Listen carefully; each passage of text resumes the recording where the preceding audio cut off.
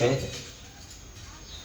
सर्वप्रथम यज्ञ के ब्रह्मा और इस बहुत ही खूबसूरत चतुर्वेदीय यज्ञ के संयोजक और इस कार्यक्रम को बहुत बेहतरीन तरीके से संपन्नता की तरफ ले जाने वाले सभी इस कार्यक्रम में प्रत्यक्ष और अप्रत्यक्ष रूप से भूमिका अदा करने वाले लोगों का मैं दिल से हार्दिक अभिनंदन करता हूं और धन्यवाद करता हूं।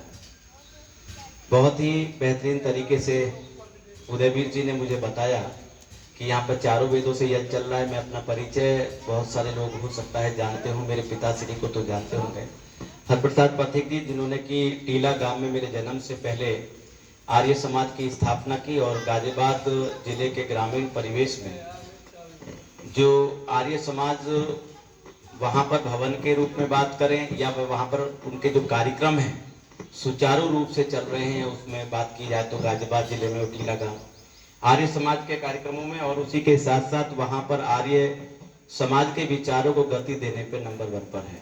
मेरे पिताश्री जहाँ पर जिला प्रतिनिधि सभा के प्रधानमंत्री कोषाध्यक्ष रहे और उसी के साथ साथ तो चारों वेदों से यज्ञ तो जैसा आप लोग यहाँ पर करा रहे हो निरंतर चलता ही रहता, मेरे गांव में भी चलता रहता। उस तरह का वातावरण मेरे पिताश्री ने बनाया। उन संस्कारों में हम पले बड़े हुए। मैं दिल्ली में अध्यापक हूँ और उन्हीं संस्कारों में चलते हुए मेरे छोटे भाई को पिताजी ने गुरुकुल गौतम नगर आचार्य बालकृष्ण जी, उनके साथ मेरा भाई छोटे वाला पढ़ा। बड़े वाले भाई हैं वो ततारपुर गुरुकुल से आचार्य धर्मेश्वरानंद जी, जो गुरुकुल पूट को पहले बाद में संचालित करते थे, वहां से उन्होंने पढ़ाई की। मेरी बेटी है एक जो कि वाराणसी से आचार्य कर आई है। 14 वर्ष पहली क्लास के बाद चली गई थी और पूरी शिक्षा वहीं से उसने पूरी की। और हम 4 भाई हैं, मैं बड़ा हूं और उसमें जो मेरे छोटे भाई हैं उनके भी 4 बेटियां जो है अभी चोटीपुरा गुरुकुल के अंदर शिक्षारत हैं। उनमें जो बड़ी बेटी है वो शास्त्री कर रही है, बाकी अभी छोटे बच्चे हैं हमारे, एक 6th क्लास में है, एक 7th 8th में है, एक 10th में है। इस तरीके से अभी शिक्षा चल रही है। आर्य समाज का जो उद्देश्य है, जो महर्षि दयानंद जी ने जो क्रांति विचारों से लाई, उस क्रांति के माध्यम से ही 1857 की क्रांति और उसके साथ साथ जो देश की आज़ादी तक जो बिगुल बजा और बहुत लंबी गुलामी के बाद देश को आज़ादी मिली, उसमें आर्य वीरों का, महर्षि दयानंद की विचारधारा का, उन क्रांतिकारियों में वो जुनून, जज्बा, राष्ट्र के प्रति प्रेम भरने का जो भाव दिया, वो उससे ही संभव हो पाया।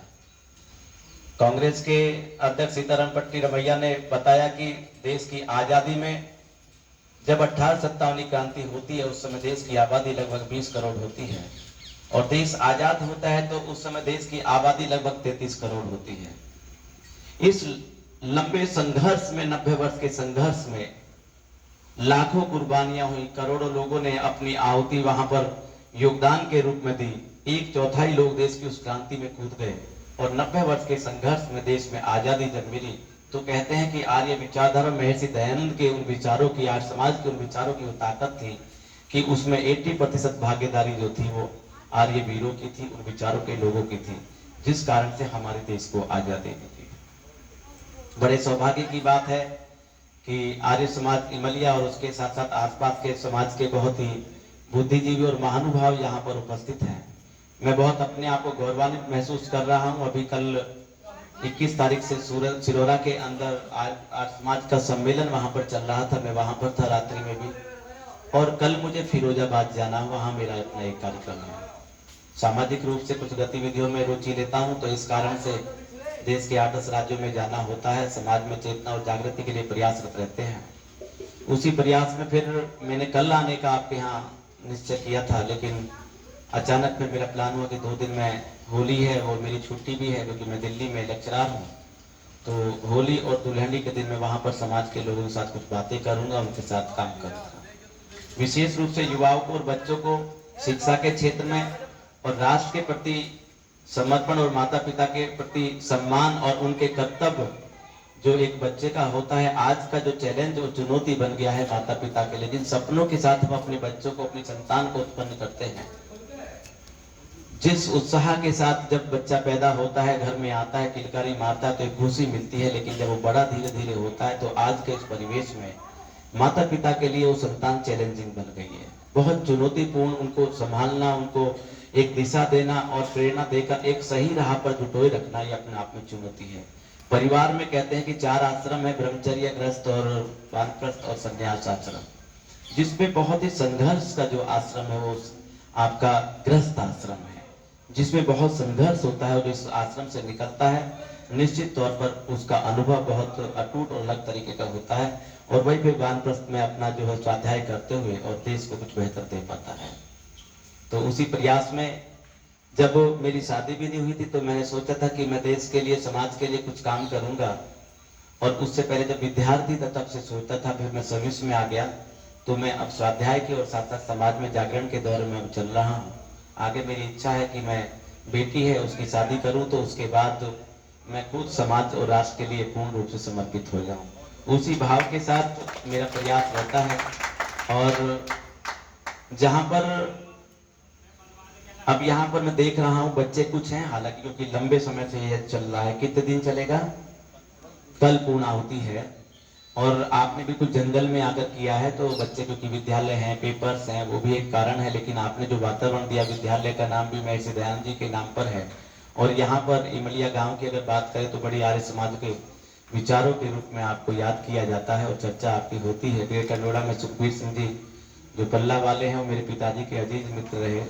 पिताजी का अकस्मात ब्रेन हेमरेज होने से स्वर्गवास हो गया, वो भी इस दुनिया में नहीं है, लेकिन उनके विचारों को आगे बढ़ाने के, क्योंकि मैं दिल्ली में लेक्चरर भी हूँ, समाज में कुछ गतिविधियां शिक्षा के क्षेत्र में, खेलकूद के क्षेत्र में करता हूँ।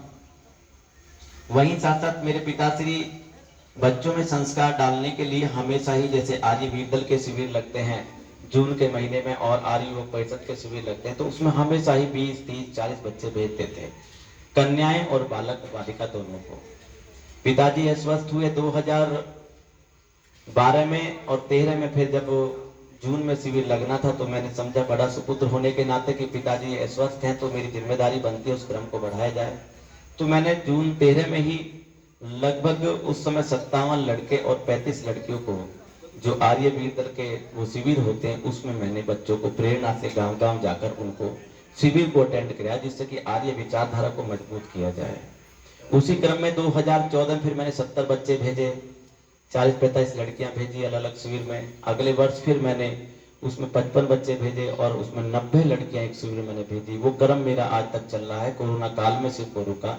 पिछले वर्ष भी अमेठी इंटरनेशनल स्कूल में अनिल आर्य जी, जो केंद्रीय आयोग परिषद के हैं, अध्यक्ष हैं, वो वहां पर शिविर लगाते हैं, तो वहां पर मैंने अपने प्रयास से 47 बच्चों को जो वहां पर आर्य समाज के उस शिविर में आर्य बनाने के लिए भेजा।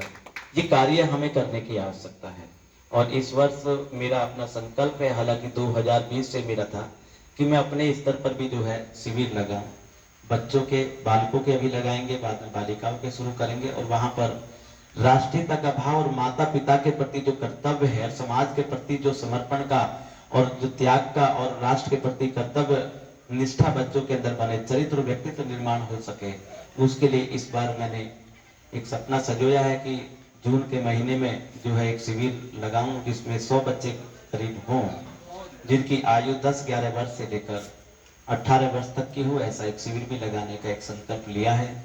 आप सभी का सहयोग मिलेगा, और दान के सहयोग के रूप में सिर्फ बच्चे चाहिए, वो मिलेंगे तो फिर वो शिविर सफल होगा। और बागपत में हमने लगाने का निश्चय किया, खेला गांव के अंदर एक विद्यालय ऐसा ही है।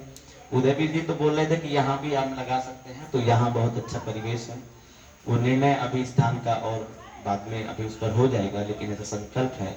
आपसे सिर्फ यही आग्रह है कि आप अपने बच्चों को जो है आर्य समाज के कार्यक्रमों में और जो शिविर लगते हैं उनमें भेजेंगे, तो आपको गर्व की अनुभूति होगी कि मेरा बेटा सबसे अच्छा है, ऐसा माता पिता को अनुभूति होगी। आप सभी का साधुवाद, आप सभी को बहुत बहुत बधाई और शुभकामनाएं कि आपने इतना बेहतरीन तरीके से वातावरण यहाँ पर दिया है। मैं यहाँ पर यज्ञ को कराने वाले यज्ञ के ब्रह्मा और यहाँ पर उपदेशक साहब, उन सभी का भी धन्यवाद करता हूँ, और यहाँ की संयोजक मंडली का भी दिल की गहराई से आभार व्यक्त करता हूँ। और जो विशेष रूप से जो यजमान यहाँ पर बनते हैं, उनकी विशेष तपस्या होती है। आपको बहुत बहुत बधाई, धन्यवाद। बहुत बहुत धन्यवाद आर्य जी का, बहुत